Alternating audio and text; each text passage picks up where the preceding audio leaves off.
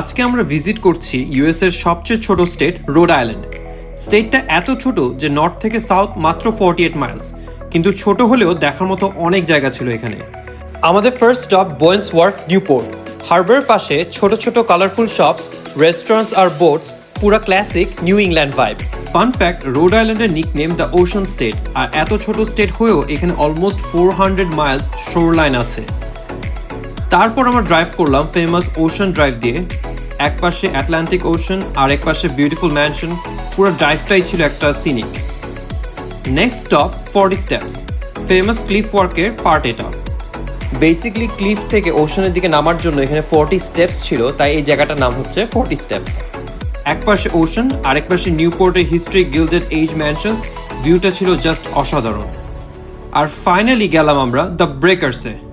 ভ্যান্ডারবিল্টের এই সামার ম্যানশনে আছে around 70টা rooms. মজার ব্যাপার হচ্ছে এখানে এক মিউজিক রুম এই ম্যানশনের বিল্ড করা হয়েছিল ফ্রান্সে, তারপর পিস বাই পিস পার্ট করে এখানে শিফট করা হয় এবং এই ম্যানশনেই তারপর এটা বিল্ড করা হয়।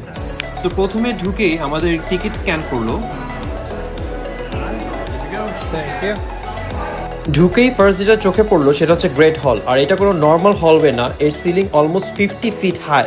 ইটালিয়ান রেনেসান্স স্টাইল কোর্টিয়ার থেকে ইন্সপিরেশন নিয়ে এই ডিজাইন বানানো হয়েছিল। আর মজার ব্যাপার, দ্য ব্রেকার্স ভ্যান্ডারবিল্ট ফ্যামিলির সামার কটেজ ছিল।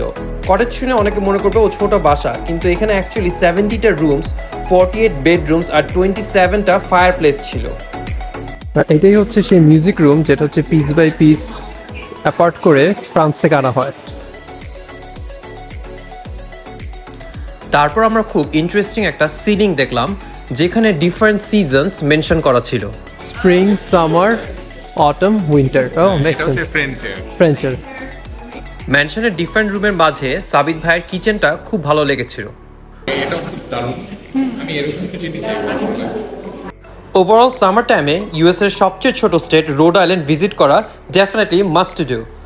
আমাদের ভিডিও ভালো লেগে থাকলে প্লিজ লাইক, কমেন্ট, সাবস্ক্রাইব। সবাই ভালো থাকবেন। আল্লাহ হাফেজ।